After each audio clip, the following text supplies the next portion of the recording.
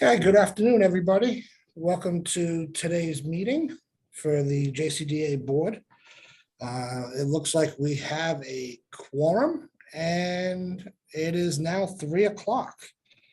We're going to go ahead and begin with this month's speaker trainer. It's going to be Derek Scarborough. Dennis, would you like to go ahead and introduce him and then he can begin? Real quickly, yes. It's always wonderful for me, being the son of Marshall, to introduce a fellow son of Marshall, especially this part, the greater Eastern Panhandle, West Virginia. But Derek serves the RCBI, Robert C. Byrd Institute for Advanced Manufacturing, as his business development lead and deputy director. In this role, he manages several state and federal grants and works directly with manufacturers, colleges, and government agencies on economic and workforce development projects across the state. RCBI assists entrepreneurs, innovators, small businesses, and large corporations across all sectors with prototype development, customized training, reverse engineering, quality assurance, and contracting opportunities. Fortunately, the projects and companies are so diverse that is rarely a dull day. Derek has served in the public sphere throughout his professional career. He's worked in various West Virginia state government offices, such as the governor's office, the treasurer's office, the development office, and led statewide nonprofit organizations. Derek is also a son of the Kanawha Valley. He has his bachelor's degree from Marshall University in Poli-Sci and International Affairs, and is currently pursuing a master's in leadership studies. Him and his wife, Sarah Payne, and their daughter, Willa, all live in Huntington. They enjoy skiing, camping, fishing, soccer, college football, and hiking.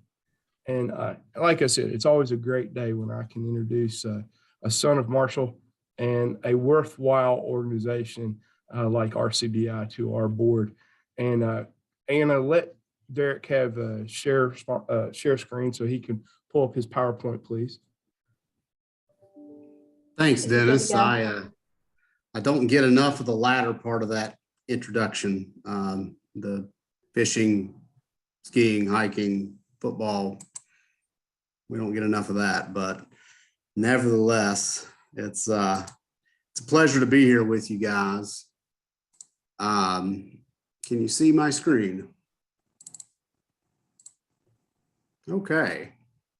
So Dennis and I had been talking recently, and Jim Linsmeyer, about a few companies and entrepreneurs we were working with from your neck of the woods. So I think that kind of catalyzed this desire to present to you all today, to give you a little update about what we are, what resources we have for companies of all shapes and sizes. And even though I'm in Huntington, our other main office is in Charleston, West Virginia, how those resources make sense to activate and use from across the other side of the state. So I'm going to talk you through a little bit about what we are, what we do, and give you some local examples and recent examples of things we're working on that I think will be of interest to you. So the Robert C. Byrd Institute was founded in 1990. We got funding from the Department of Defense to support companies enter the defense contracting sphere, and they set up funding to fund 6 centers around the country. And Senator Byrd, being who he was, made sure one of those was in West Virginia, and therefore we have his namesake here. And we're part of Marshall's Research Corporation. We're an independent nonprofit organization. We've got 32 employees full-time, and we've got a few locations around the state. Our main facilities are in Huntington and Charleston. And let me walk you through what some of that looks like. So what do? We try to deliver innovative solutions and leading edge technology to support manufacturers, entrepreneurship, and job creation. Everything I'm going to show you is available to Procter & Gamble. It's available to Toyota. It's available to you if you had an invention in mind. It's available to, mom and pop welding shop down the street, and everything in between. So our backbone is our technical services, what we call our engineers, machinists, and all of our leading edge manufacturing equipment. So our staff comes from industry. We are proudly part of a university, but we're more of an industry focused organization than an academic focused organization.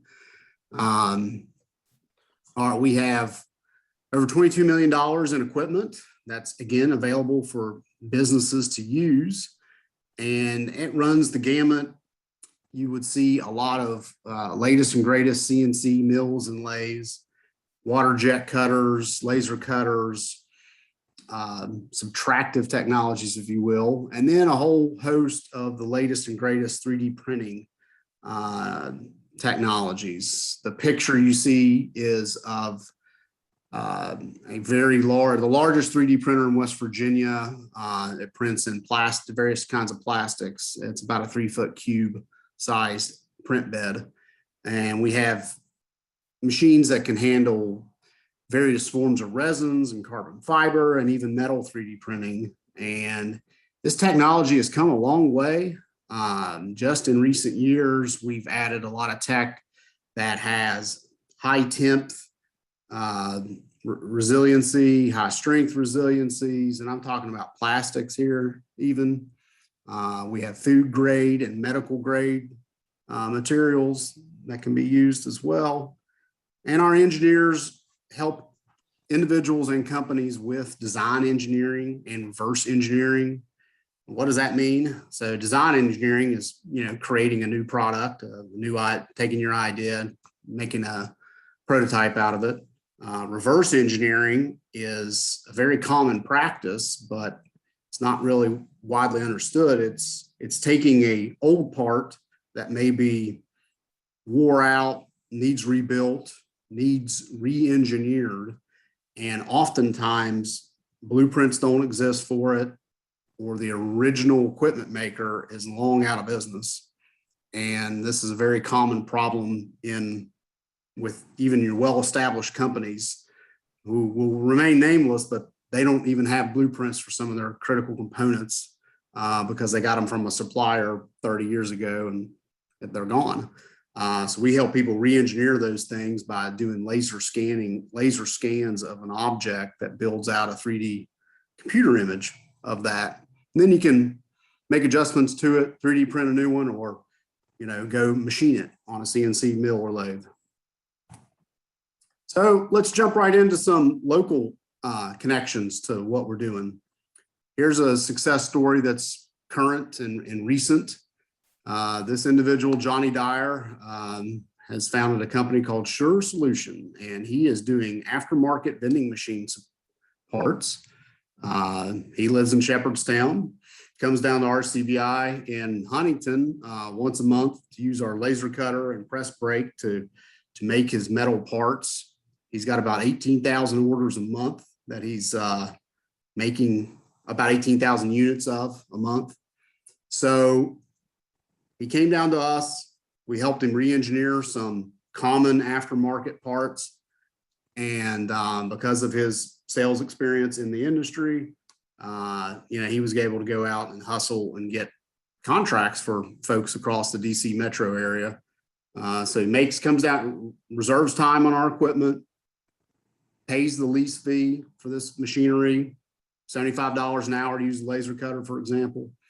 Buys his metal from various sources, wherever he can price it the lowest. They ship direct to us. He comes and our people help him use the equipment. Now to the point where he knows how to use it himself. So he learns on the job working here, learns how to use this equipment. He's also created a new device that he's in the middle of patenting. It's got a provisional patent on it, but he's going for a full patent on a new little gadget that helps keep, think of the drink coolers and things like that at gas stations or grocery stores. Those things commonly get ajar, and when they're ajar, they waste a lot of power and they drip a lot in the floor and create a slip hazard. So he's got a solution to that, and he's in the process of marketing that. But anyway, he's growing and scaling after being in this for about a year, and now I've connected him back to Dennis and Jim, and they're helping him find a site to build his own building in your county, where he's going to set up a warehouse, set up some post-production things that he wants to do. He's already purchased some equipment to do his own powder coating. So he's kind of growing up and graduating out of RCDI, but he's a very common client in the way that, he's getting his sales somewhere, either online or word of mouth. And he may have a PO box and may have a website, but doesn't have their own facility. So they use our equipment, rent time here. And in that way, we're kind of like an incubator.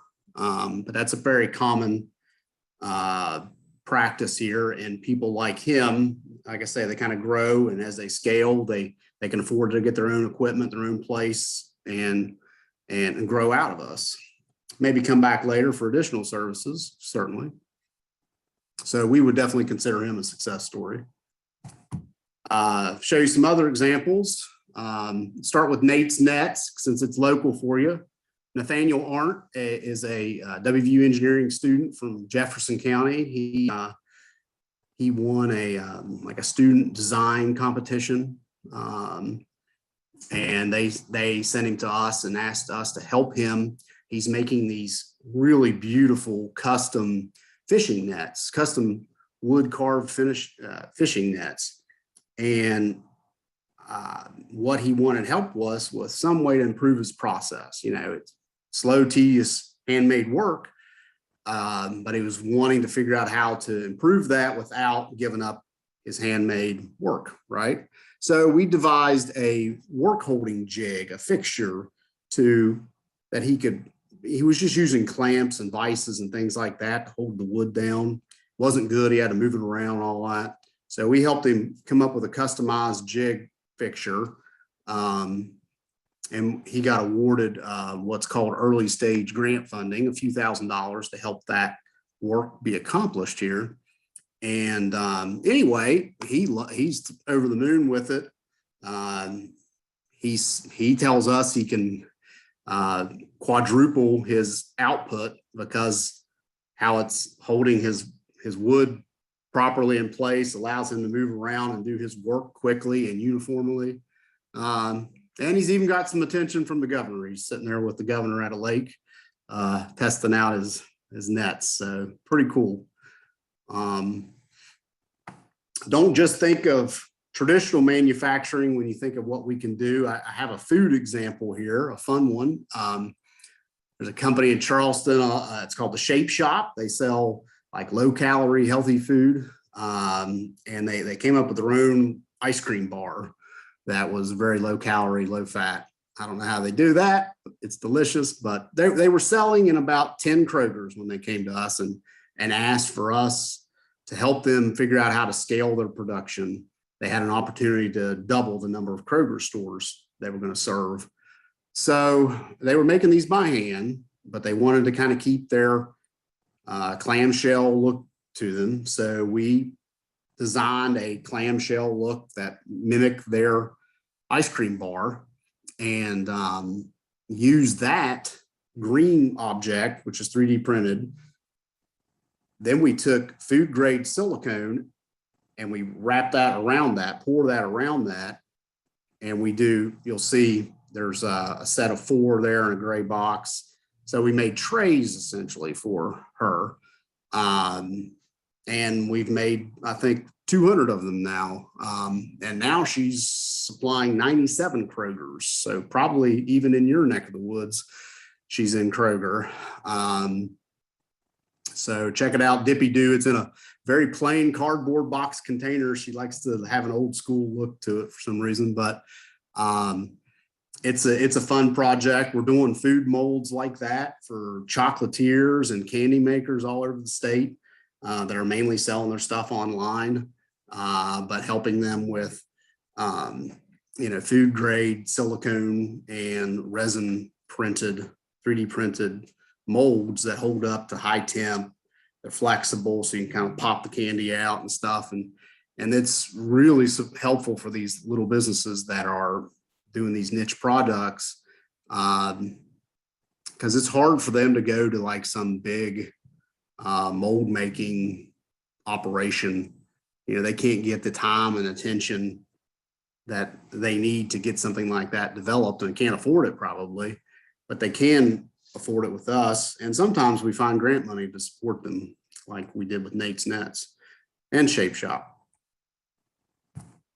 I'll share you a couple other examples, not local for you, but just to give you an idea of some other things we do. On the left, you see a custom tool we developed with Toyota for their transmission factory in Putnam County. So Toyota, very advanced place, lots of robotics and all that, but there's still parts of their production process where it's people screwing with their fingers, and very tedious work. And they wanted to improve that. So we took one of their transmission blocks and made a 3D model of it and used that to lay out these different, see the holes on that black object of where they fit different brackets on their transmission block. So the technicians, when the transmissions come down the line, they take this thing, put it up on it, one twist, they can tighten 8 different nuts at once. So it saves time, and it also reduces a lot of repetitive stress injuries. We 3D printed this in Ultem. It's just a type of plastic that's high strength. It's stronger than aluminum, for example.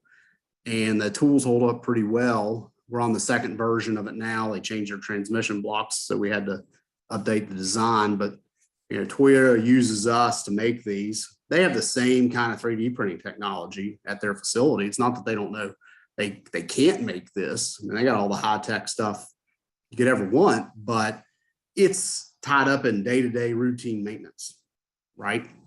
So their engineers come to troubleshoot stuff with us, and they're really smart people. They know, it's not that our people are brilliant or anything, but it's a fresh set of eyes, and it's a set of eyes that are working on lots of different projects for various types of manufacturers day in and day out here at RCBI. So that fresh set of eyes helps them solve problems. So we've helped them do a lot of these custom tooling projects. And Toyota being Toyota, they calculate how much this saves them, and it saves them 111,000 seconds per month at their Buffalo factory. So they're very happy to have us make these for them. The thing on the right-hand side is really looks like a very simple object. What in the world is this little elbow joint? There is a company in Monroe County, West Virginia called Little Switzerland Water, and they can water. Yeah, you heard me right. They can water in aluminum cans because it's got a almost infinite shelf life, unlike plastic bottled water, which goes bad after a few years. So they sell to government agencies and stuff that have long-term storage in mind, and environmentally cautious consumers too. But they needed a foam gauge to make sure there wasn't foam buildup in their canning process. So the item on the left is what they went to a Canadian design engineering firm and asked them to help with this. And they found them online through one of those invent help kind of things. And for $1,400, they got one elbow joint that housed that foam gauge. So the water would flow through it and it would measure if there was any foam in the water. Well, pressures build up and whatnot, and that thing cracks all the time. And very frustrating to shut down production, super glue it, sit around and wait, and then reinstall it and wait for it to crack again, soon. So they got tired of that, and they found out about how we might be able to help. So we re-engineered that and made it out of a higher strength resin that I don't think you could break with a hammer. It's 3D printed. And that's the one on the right, of course, and it's got the foam gauge inserted into it already. And anyway, we made that for about we gave them 2 for $600, covered our costs, and they've never broken once after 2 years. So little tiny solution, but makes a big deal for a manufacturer. What else do? We do a lot of workforce development. We have career skills programs that we do with some community colleges, mostly around welding and machining. We do a lot of customized training at companies, meaning our technicians will go out and do customized training programs for companies on their site. We do apprenticeships as well. We help companies set up apprenticeship programs, so help them build out a training program to upskill new hires. And we do quality implementation. And I'll explain all this a little bit more, but over our history, we've trained over 26,000 individuals. This is kind of what I call career skills training for, individuals walking in as a student, or maybe somebody coming off of an employment office. Maybe they've gone through a layoff, things like that. They can go through these various programs we have that are 2-year associates. They are short-term, 100-hour programs. There's different options. You can earn degrees, you can earn certificates. So we're kind of flexible. And as everybody knows, there's a huge workforce shortage out there, especially in manufacturing, especially for things like welding and machining. So these people are in high demand, and we are always working to expand this training, and our students get gobbled up by companies. Customized training. So what could it look like? Good example is Northrop Grumman, usually a few times a year asks us to come up and do computer aided design software training for their new engineers that they're hiring, just to help them understand how to create parts that they're working on in the computer software, and then how to translate that to the machines on the factory floor. But it could be precision measurement stuff, blueprint reading, lots of different things that could encompass. I mentioned we do apprenticeships. These are a lot of the common skill sets we do. So we can help companies set this up. We've got the curriculum. We've helped design some of the curriculum for like robotics and 3D printing technicians, for example. We do this stuff all over the country too. Certainly our focus is West Virginia, and that's where 90% of the work happens, but we do get called in on projects all over the country. One of the fun ones is doing 3D printing training for the Navy in San Diego. They're putting 3D printing equipment on every ship nowadays, and training civilian and service men and women on how to use it. So we've been part of that now. I think we've done 3 or 4 cohorts. It's tough duty for our engineers to have to go out there and do that. I mentioned quality implementation. We do this kind of customized training too. We just recently did a project at a company in Kearneysville called Allied Defense Industries. What was that? They supply aerospace parts to various companies, and they needed to update and maintain their ISO certification. And then they get the specialized ISO, which is called AS9120 for the aerospace parts suppliers. But we do this various different kind of stuff. We help companies get this ISO certification for the first time. And if you're not familiar with ISO, it's international standards, it's industry standards. It's very critical, especially in aerospace, automotive, defense industry. Often if you're a government contractor, you need it. Often if you are exporting, you need it. So it's really a sales opportunity, going through this quality management system, documenting your processes that you use to assure quality control, helps you get this standard.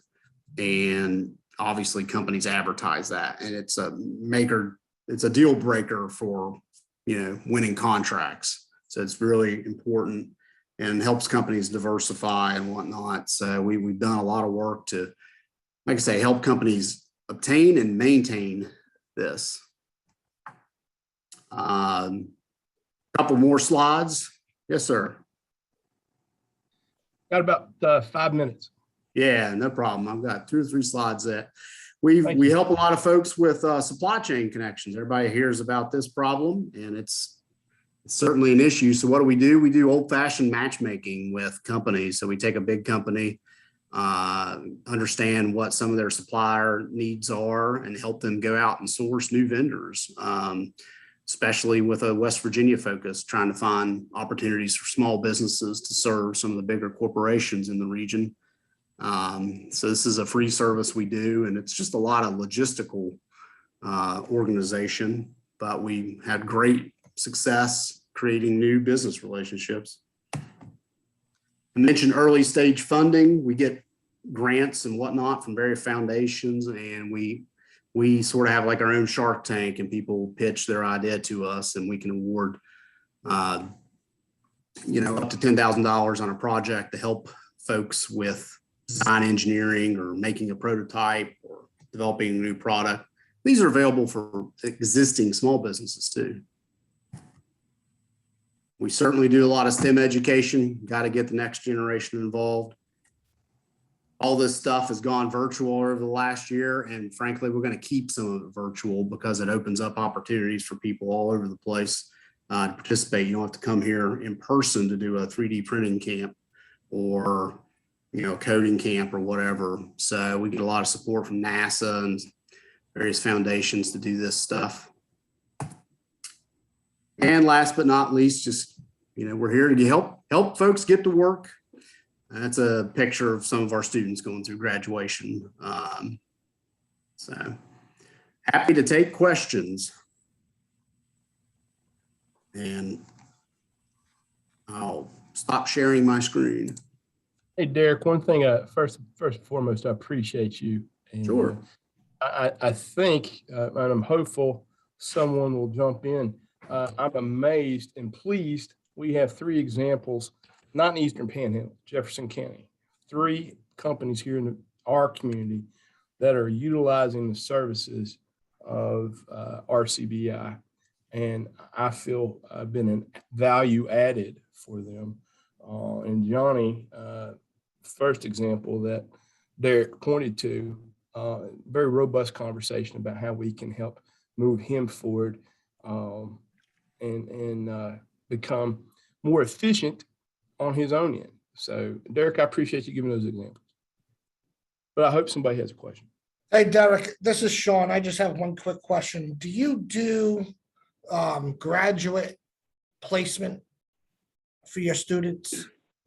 Like, will you work with companies in Jefferson County that are working for machinists, CAD runners, press operators, welders? Sure. I mean, graduates that need placement. Yeah, I mean, we're certainly happy to promote job openings to our students. The reality, though, is they're not.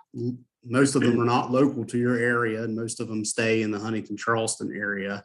It's hard to get skilled labor in the trades to relocate when they have a job opening. But that's why we take training out to the community and out to companies. And it doesn't have to happen on site at our facility. A company can hire entry-level people that have no machining skills and work with us to upskill them. Or perhaps they've got machinists that need to learn how to weld. We got a mobile welding trailer we can bring and do that training on site. And oftentimes there's grant money to cover that work. There's grant money through the workforce offices, through the state often, other programs we have access to. So quite often there's dollars to subsidize that training for companies. And, again, it can be very customized. It can be, 2 days a week for 3 months or just nights or, whatever. We're maybe a little too flexible sometimes. Okay, thank you, sir. Sure. Anyone else have any questions for Derek? I have a question. Go ahead, James. Thank you. Thanks, Derek, for the presentation. It's very interesting. It's good to learn more and more about what's happening at Marshall. But I just have a basic question, honestly. It's like and you may have said this and I may have missed it, but how do business people in this county know about those services you provide? You gave us good examples of some 3 or so people in this county that are receiving your services. How do others find out about it? Well, through venues like this, hopefully through our website, rcbi.org. Happy to do a call with anyone that might have a, troubleshooting need, whether it's someone trying to start a business, got an idea for a new product, or somebody already in business that needs help diversifying or solving a supply chain problem or getting training like Sean asked about.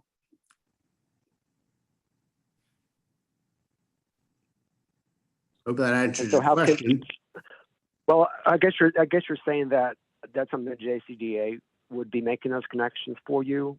Are there other organizations like the Chamber of Commerce typically do that, or how does it typically happen? Yeah, certainly. We stay in touch with people like Jim Lenzmeyer at the development office, and they're out talking to companies all the time and sharing our information. The Small Business Development Center people, same thing. Happy to partner with your local colleges and universities as well. Just to be value added. We don't want to replicate services. There's a lot of service providers out there, but I do think many of the things we have are kind of unique. And certainly the way people can access them is unique. So it's all open policy, fee for service. We often have grants, like I said, that can help with some of the costs. Anything you work with us and develop, you retain all the intellectual property on, where, we're not doing a licensure royalty or anything like that on your design work, which is typically the case when you work with a university to help facilitate that, but that's just not our model. It's different. Good. And Derek, thank you. We've exhausted the time allotment we have. And, I think Derek and Jim Lenzmeyer can attest, we have been pushing, promoting the efforts of RCBI here in our region, more importantly, the county. And we're seeing some successful, tangible results out of your all services for our entrepreneurs. And Derek, wouldn't be remiss if I didn't say go Herd, and bring you and Charlotte Weber and Brad Smith up for a tour one day, and we'll host you all. Sounds great. I'd be there in a heartbeat. You guys got some great places to dine and relax at. That would be an easy sell for me.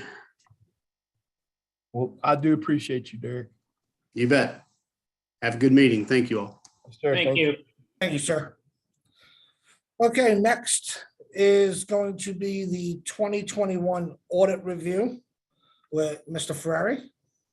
Yes, sir. And Chair, I think he's teed up already. I see him over in the square next to you. Hello, all. Brian and I are here. We just want to make sure everyone has a copy or had a chance to look at the audit report that we sent out. Yes, sir. We supplied that. Okay. So the big thing is you guys had a clean opinion, which is the goal. We also, with you guys being a government entity, did an internal control evaluation and didn't have any findings there. The fact that, you guys are one of the few entities that actually have a compilation done, so we don't have to give you a finding for controls over preparing financial statements. But overall, it was a good year. So, standard audit language, basically just saying everything was good and we didn't have any issues. I looked and we didn't have any adjustments for the year.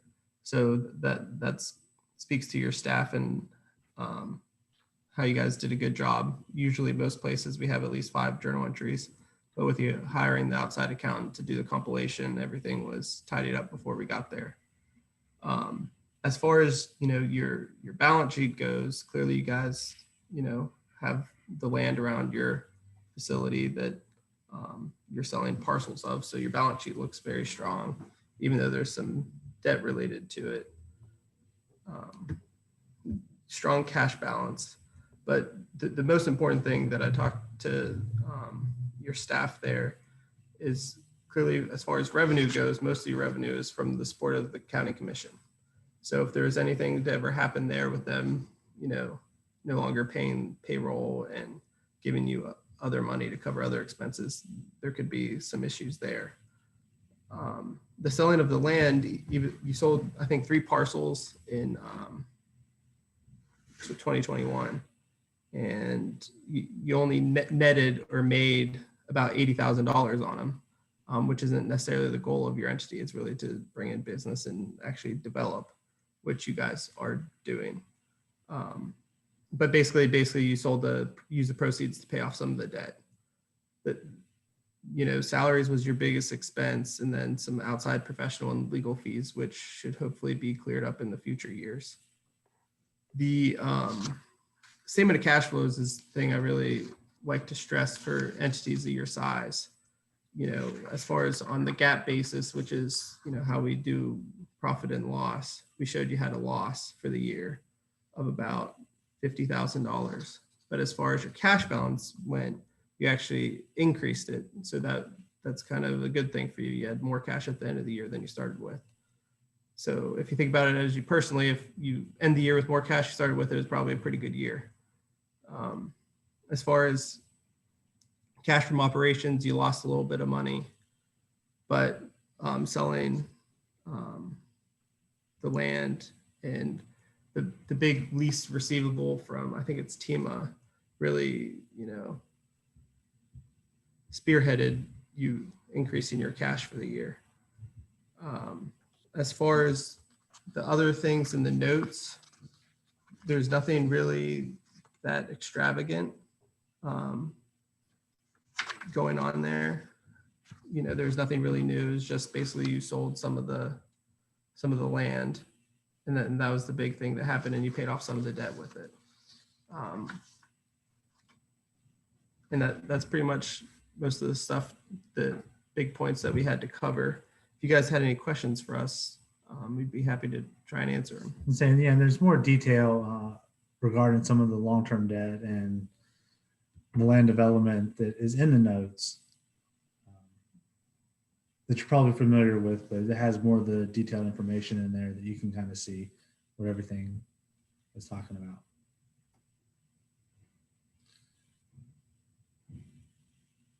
But yeah, we were wanting to know if anyone had any specific questions for us regarding the audit report or while we were there for the audit. Thank you, gentlemen. Any questions for the auditors?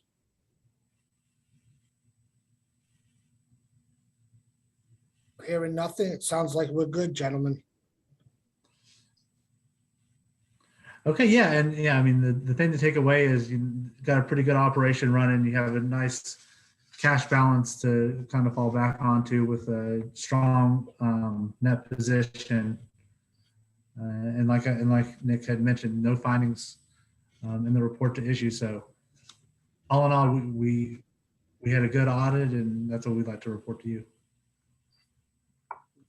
Always welcome to hear good news, gentlemen. Yeah, definitely this day and age, right? Absolutely. Neil, quick question for procedure for you. Do we need a motion to accept the findings, or are we good? Usually we do a motion. Okay. Make that. So is there a motion to accept the auditor's findings? Happy to do that. Thank you, Neil. Made by Neil. Is there a second? I'll second it. Seconded by Dara. Any discussion? Hearing none. Any objections? Hearing none, motion carries. Thank you, gentlemen. All right, thank you. Yeah, you're welcome. Okay, on to public comments. 2 minutes per individual, maximum of 10. Is there anybody interested in making a public comment this afternoon? I would like to make one. Diane, go ahead, ma'am.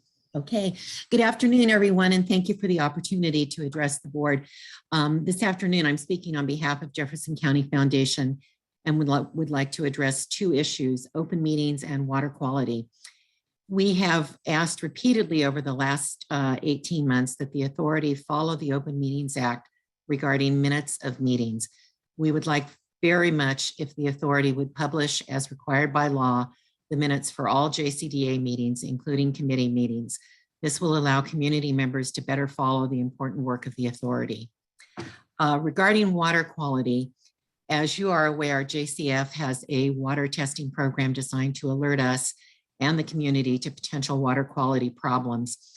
Aluminum levels in the Elk Branch Spring have jumped from being undetectable in August to 28,400 micrograms since we started the testing in August. That last number is from October. That number shows a 7.4-fold increase since the last reported result at the same spring, and is 142 times higher than the US EPA's guideline for aluminum in drinking water, and more than 9.8 times higher than Canada's current health-based standard. We bring this to your attention because we know you are all concerned about water quality and the negative impact that poor water quality could have on future development in the county. We've also informed other local government authorities about this, and we understand that Harpers Ferry is starting to test quarterly for aluminum. Thank you. Thank you, ma'am. Anyone else interested in speaking this afternoon? I would like to provide comment. I'm sorry, I'm not seeing who that is. Stacy, is that you? Yes. Okay, we Yes. set the timer back for 2 minutes. Go ahead, ma'am. Okay. My comment is about 2 topics today as well. One, when you're considering the property study proposal, I would like to ask if you could keep in mind a few things. One of those is the key concepts that our comprehensive plan addresses through the future land use map or guide, and that specifies some of the location of new development within the county. Possibly you could consider any brownfield areas that may be more suitable to be reclaimed for future industry, and that you take recent survey results into consideration along with what the county is lacking. I've heard it mentioned over time that, we don't have like food processors. So, when evaluating land, that you could consider some of these factors into what's available and what's to be developed. Our county comp plan groups the goals and the recommendations into 5 elements, which are required by West Virginia Code. And one of those is the economic development, employment, and infrastructure. As I'm speaking about the comp plan, I'd like to bring to your attention again the request from the County Commission to the Planning Commission to consider amending our comp plan to clarify or state that solar facilities are allowed in rural and residential zoning districts.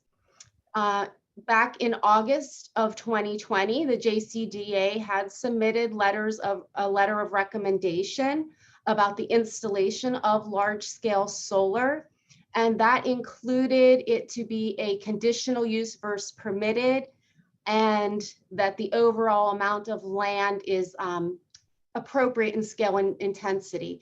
There is a public hearing coming up on December 7th, and I would encourage you guys to participate in that and reiterate the goals of the JCDA as you had before, so that they consider that in the possible amendment of our comp plan, as that does fall under economic development portions of that which you are responsible for. Thank you. Thank you, ma'am. Anyone else interested in speaking this afternoon?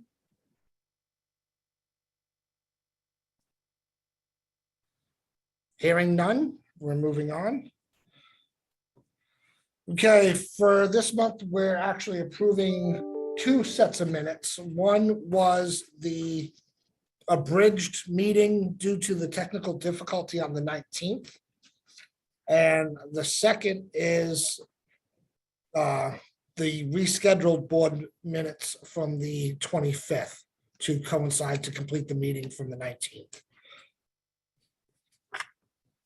Anyone want to make a motion to accept the minutes, either individually or together?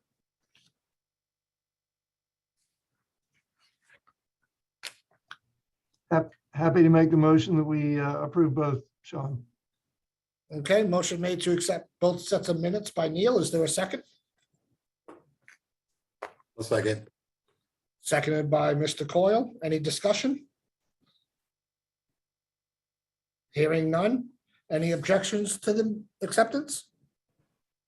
Mr. Chair, I'm going Yes, sir. to abstain from voting. I was not present at the October 25th meeting.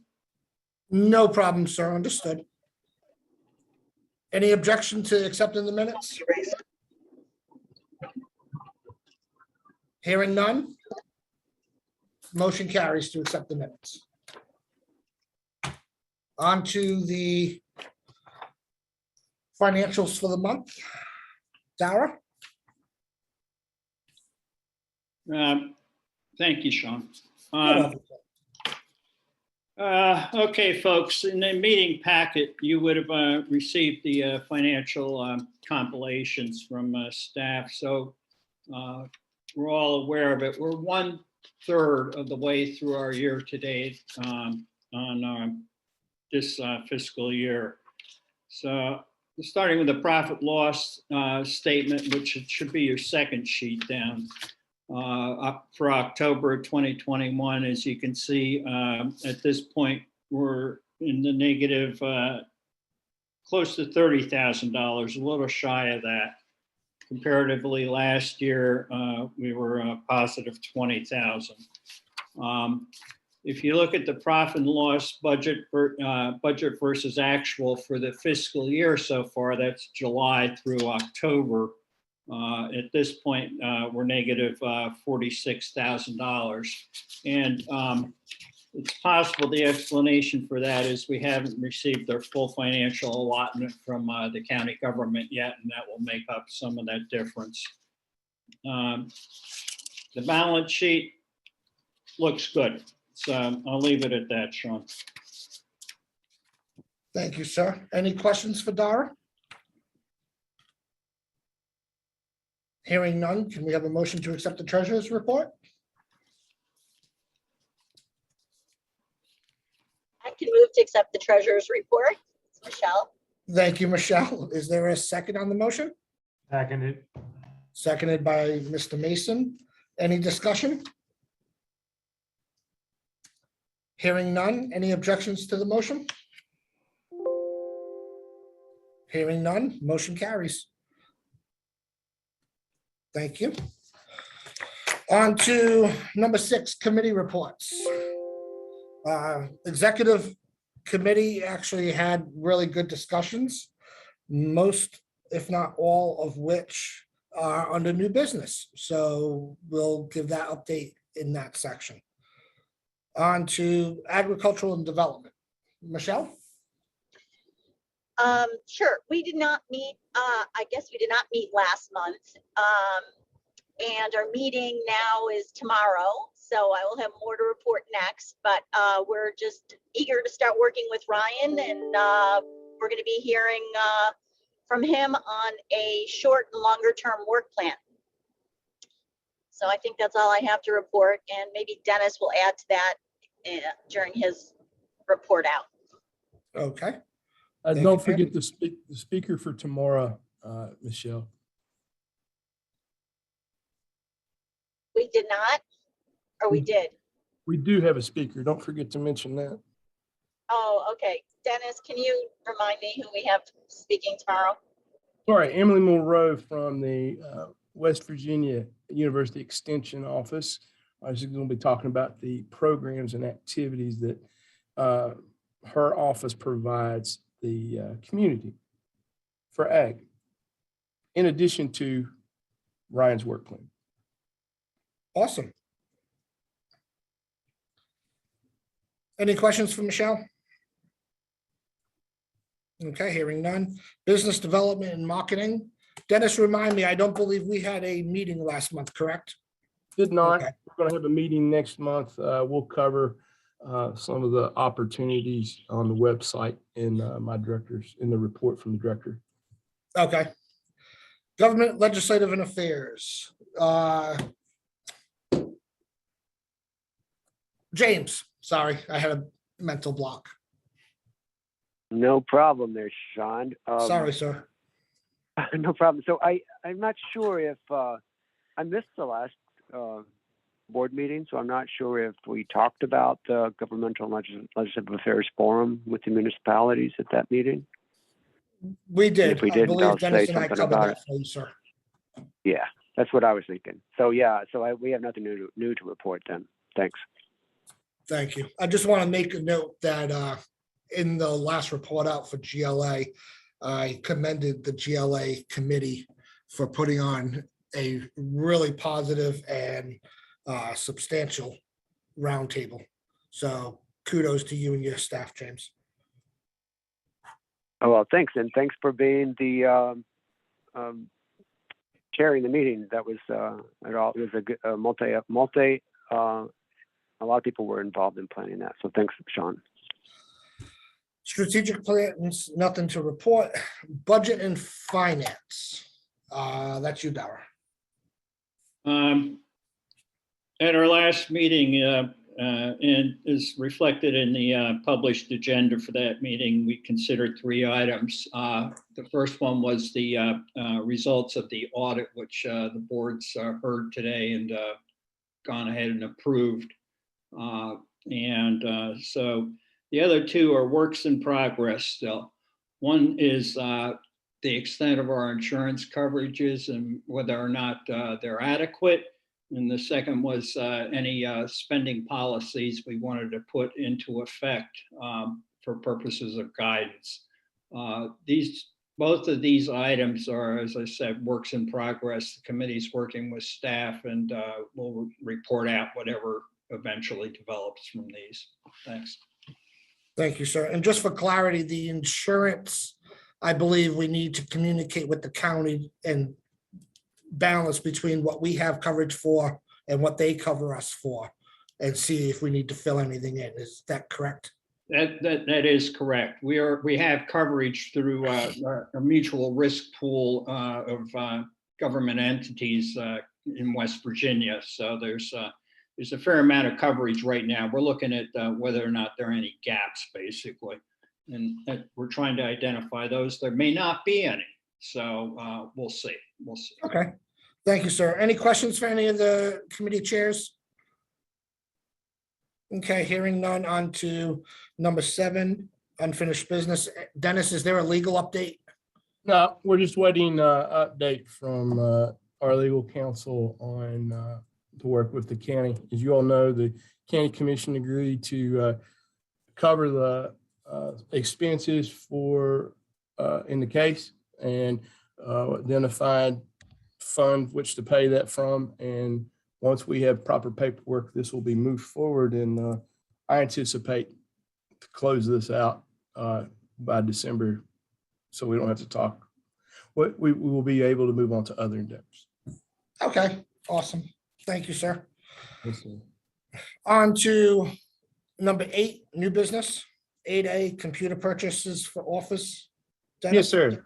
Rather quickly, at the executive committee, we did have the permission to advance a quote we have for some upgrades needed for the office for our office manager and for program manager for Anna and Krista. Like to purchase 2 laptops and additional monitor for director's office. This will allow us to have the same capabilities that new purchase you all made for incoming director last year. The mobility factor, inclement weather, if we have to have any type of shutdown and whatnot, that our staff can work remotely. So I'm hopeful that the full board would be in concurrence with the recommendation from the executive committee and allow us to move forward with Advantage Tech for the acquisition of 2 new Dell Latitudes, docking station, 2 new monitors. The price tag is $6,104.62. Okay, thank you, sir. Motion to approve the expense? I'll move to approve the expense. Thank you, Dara. Is there a second? I'm sorry, who seconded? Todd, thank you. Any further discussion? Hearing none. Any objections to the purchase? Hearing none, motion carries. On to the discussion for a property study. Yes, sir. We've had a conversation internally with staff, internally with board chair and other county leaders. We would like to get permission from the board to work with the Business Development Committee at their next upcoming meeting in December, review the draft of an RFP for a submittal to have firms bid on the opportunity to review opportunities for new industrial property for the community. And we'll have the criterion and the draft of the RFP at the next meeting. I just want to make sure everybody's in concurrence with that. We'll go over it in my director's report, but we're under 55 acres. We have 16 tracts available. The net developable left in the industrial park is 53, right at 54 acres. We met this morning with our commercial realtor, and we talked about advancing sales for the year. We have 1 contract in a pipeline, and that would take that footprint even narrower, that we should be closing on in December. We made a closure for a parcel 17 last week rather, just pending an announcement from the governor's office. And this has been a long withstanding investment, but we need to move forward and look at the next sustainable tract of job creation and revenue for the community moving forward. So I hope the board just agrees. I'll see if they have any questions, and we'd have a better formulation, better overview of the draft RFP for our December meeting. Okay, sir, so you're just looking from the board for consensus to move out with an RFP? Yes, sir. Okay. Is there a motion to approve? I'll move. Okay, Todd? Dara, did you want a second? Okay, thank you, sir. Any discussion? Hearing none. Any objections to the motion? Hearing none, motion passes. Okay, on to 8C. The JCDA meeting schedule for 22 has been made available. In the executive session, we had a discussion with Michelle about moving her committee to the first week of the month, which puts it prior to the exec and board meetings. Part of that is because there is such a span between her meeting and when she reports out. It is obnoxiously difficult to remember everything that was discussed. As former chair and partial chair of BD, I totally get that because mine comes after the board meetings. But with that being said, does anybody have any questions regarding the schedule for the meetings before we go on any further? Anybody need anything updated regarding to the schedule? Chair, staff would remind Chair that we need to have discussion in relation to this about moving the full board meeting to a live session starting on January 18th, if it is so desired. Yes, I just wanted to make sure nobody had questions on the published Yes. schedule before we went any further. Yes, sir. Just a reminder. So that does bring up the next topic. I'm thinking that it's time to go back to in-person exec and board meetings. However, I would like to recommend keeping all the committee meetings on Zoom. I wanted to get input from the board on what you guys wanted to do. If you wanted to do that, or if you wanted to stay on Zoom all the way around. Chair, staff clarification. All committees would remain virtual, including the executive committee, as conversation we had last week. I believe the exec and the board I had recommended we do in person, Okay. Thank you. only because of the importance of what they cover. Is there a possibility, if there's a scheduling problem, to do both for someone to zoom in to an in-person meeting? Is that possible? I know, and I think Neil might have just dropped off to go to another meeting. I know that we have done Zoom from our meeting room in the past. So I know technologically it's possible. The other option is that we change, with consent from the commission, that we change our in-person meetings down to the commission meeting room, which does have the technology readily available. Okay, because they do that at the Charlestown City Council, and it works out pretty good. And sometimes my schedule is just whacked. So, Correct. I just wanted it as an option. Well, I mean, that's why I'm bringing it up for the discussion. So Todd, basically you're asking about a hybrid meeting for people who can't otherwise personally appear. And that seems like a reasonable request. It does. Dennis, is there a way we can check into and see if that's available here, or if we got to go to the county? I think we had this conversation, staff meeting Monday. We're going to see.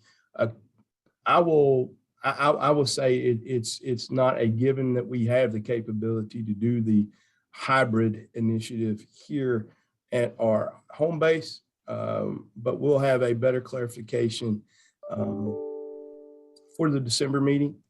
Okay.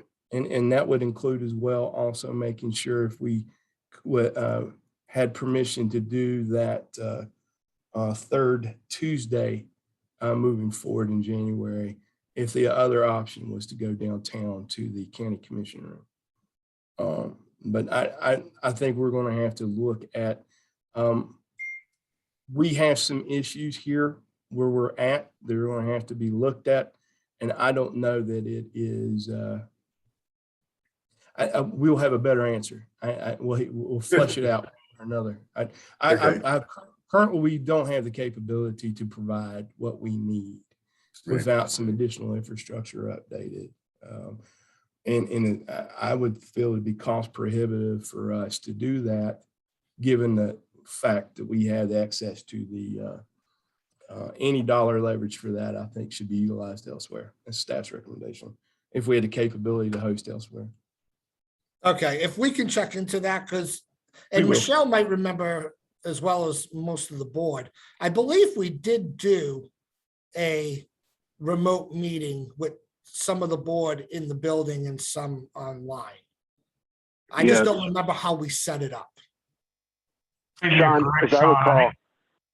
Yeah. People could call in.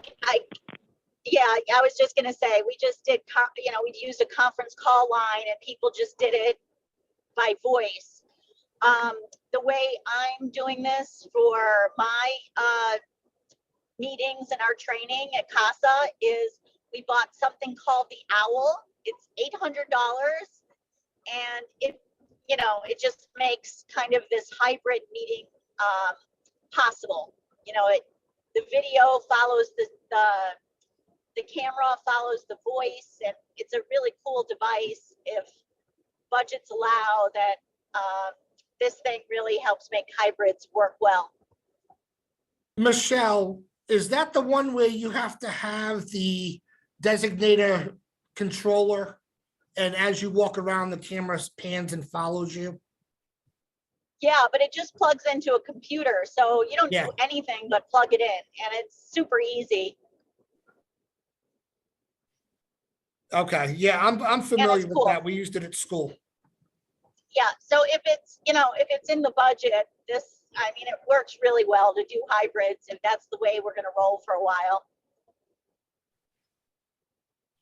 Okay, so is there any thoughts from the board overall whether to move down to the county building or stay here for in-person meetings? Well, the county bed is perfect for me because it's like a block away from where I am. I'm doing everything. So, yeah, that would be great for me. I'll talk to the other side of that. It'd be great for me to stay where you're at because I'm just a couple blocks away, but it doesn't matter to me. Yeah. I mean, I'll try to make it work with whatever we decide, but hybrid meetings are kind of becoming the way of things for some of this. Agreed. So if there's nobody that adamantly needs either one location, then Dennis, go ahead and move out and see what we need to do either way. And Will. report back in December. Well, Thank you, sir. fair. Michelle, are you good with your meeting date? We got you back. We got you on the first week now. Yeah, that's great. Thanks so much. Okay. And I didn't hear any other questions or concerns about the rest of the calendar. And there's really nothing to improve. So on to the director's report. All right, we need to go back, have a motion to approve the calendar so it can be noted in the record and then posted. So moved. Okay. Moved by Dara. Is there a second? I'll second. Second, I'll give it to Michelle because Todd's got his name on a lot of them. Any further discussion?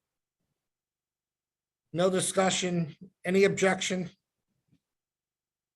No objection. It passes. On to the director's report. Thank you.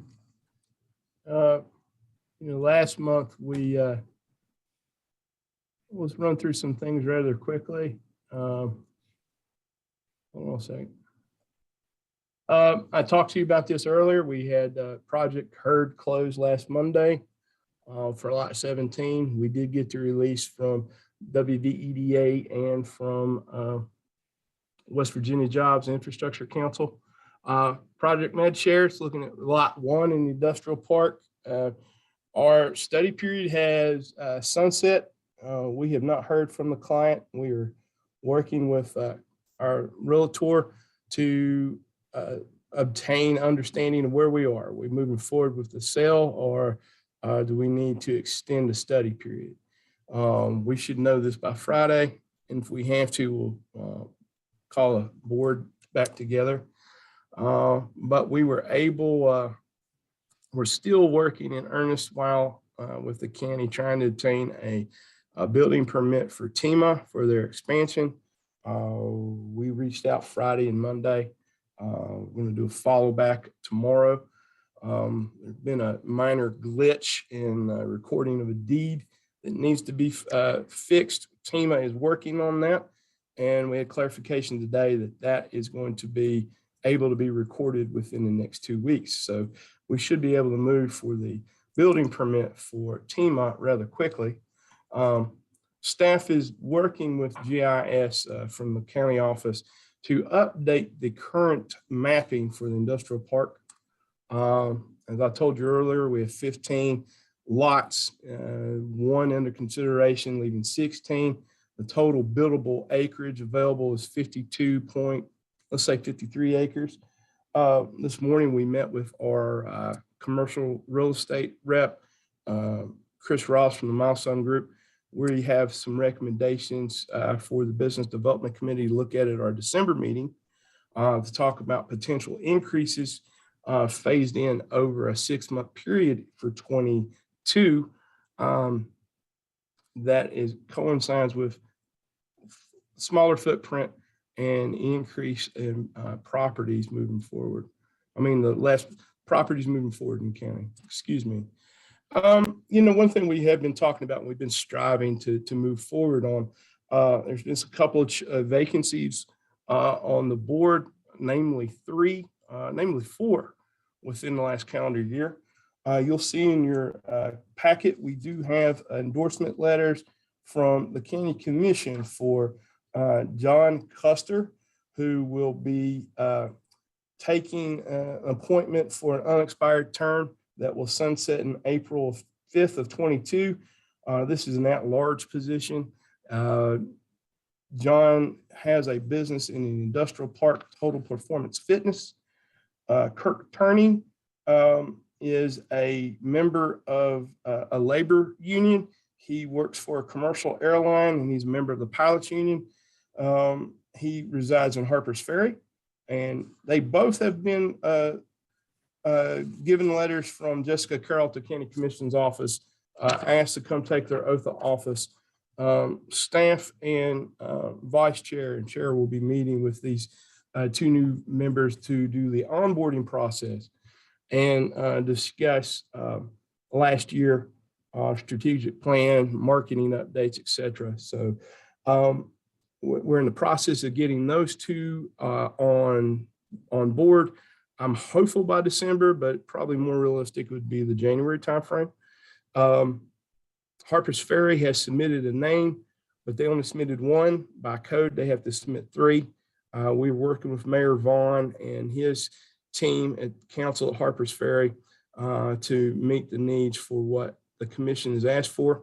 And I've had long conversation with Mayor Dittmer and the town clerk, Laura, over with the town of Bolivar. They have identified a candidate, which will be taken up at the December meeting.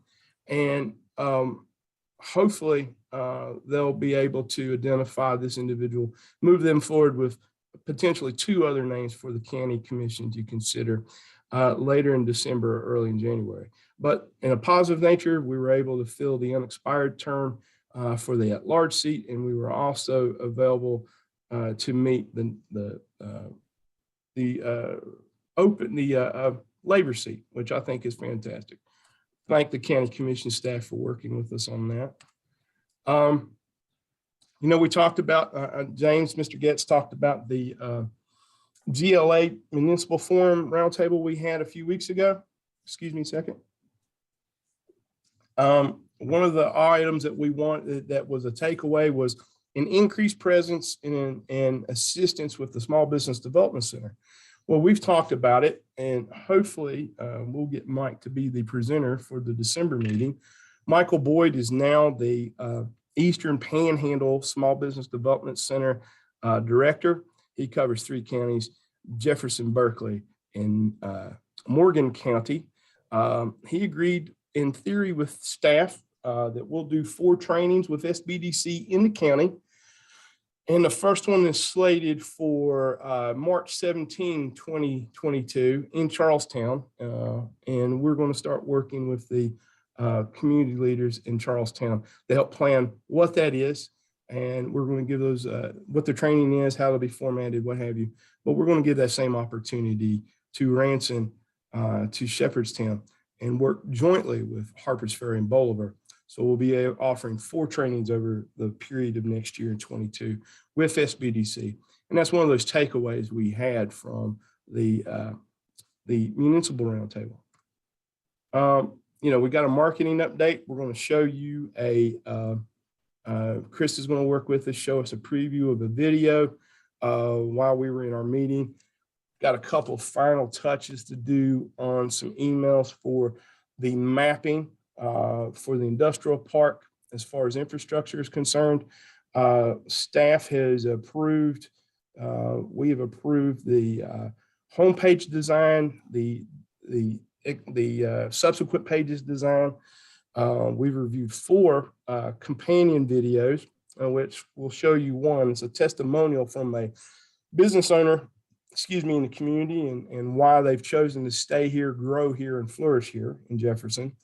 And we hope to potentially December have the website ready to unveil in a format to BDM, the Business Development Committee, and we're going to go full live in January, but we were behind schedule, and now we're right on par where we should be.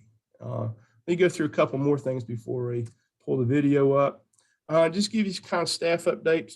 Anna, been here a month, calendar month. She still wants to come to work every day. I'm surprised she's still here. We sunset on Friday. She comes back to work on Monday. So we haven't run her out of the door yet, but she's catching on rather quickly, doing very well. I have the video. Yeah, sorry. We've got video fatigue. I'm sorry about that. We had a business retention class today that Krista was setting in on, talking about developing a marketing plan and a external communication initiative, encompassing that with BRE visits. And I'm looking forward to that one rolling in January. Ryan Schneider, we talked about Ryan earlier.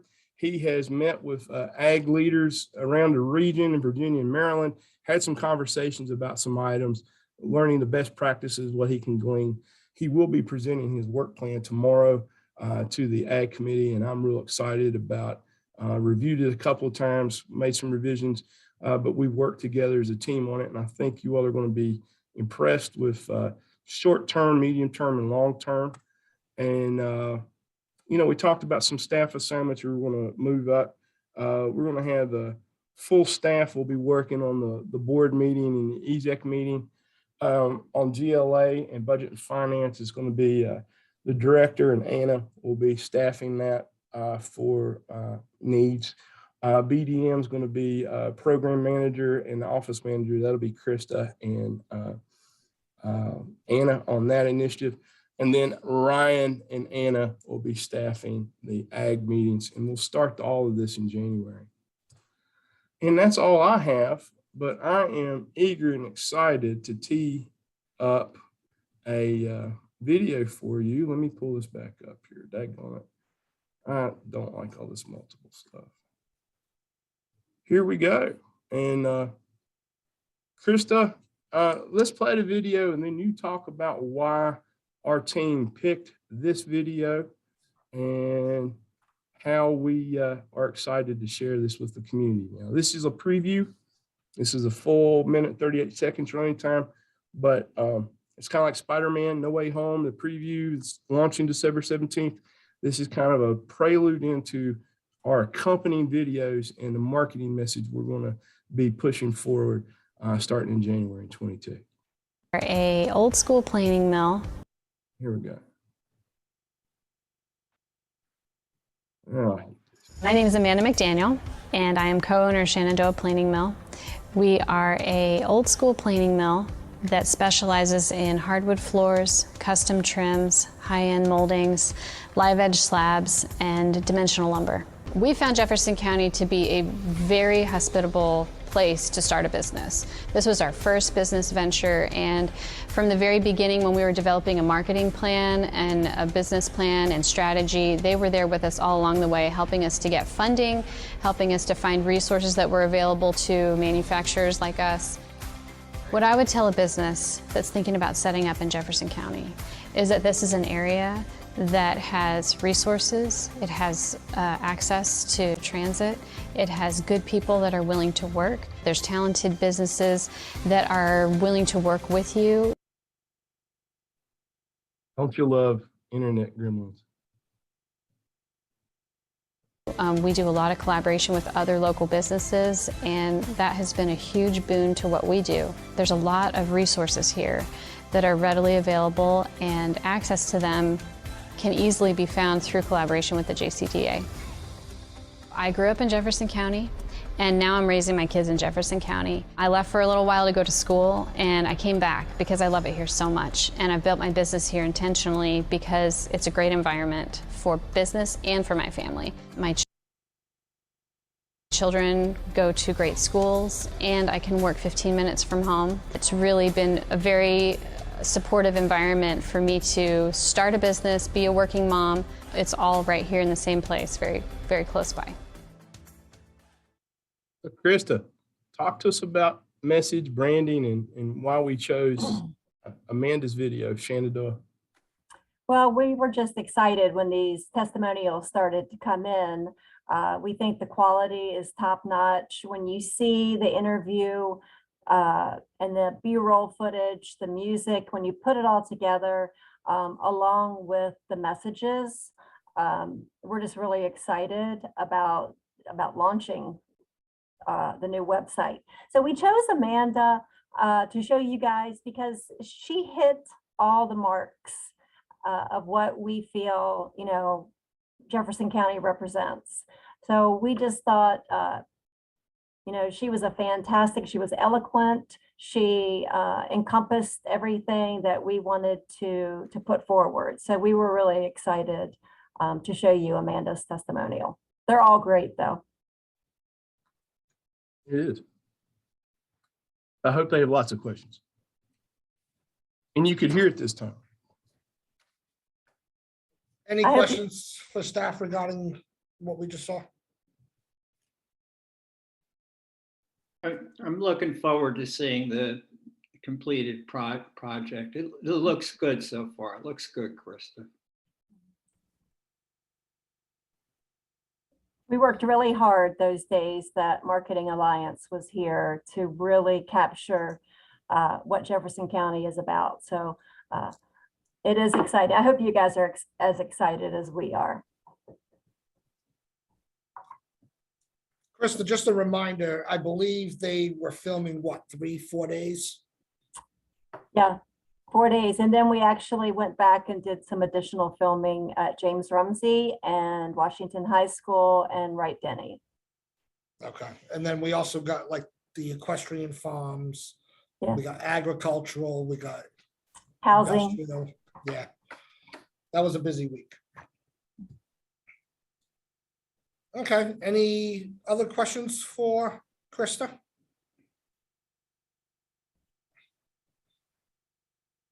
Okay, hearing none. Dennis, anything else for director's report? No, if anybody's got any questions, I'm trying to be concise, move it down the field. So And I guess I forgot to say that. Any questions for Dennis on his report? Hearing none, on to member comments. Any comments from the membership?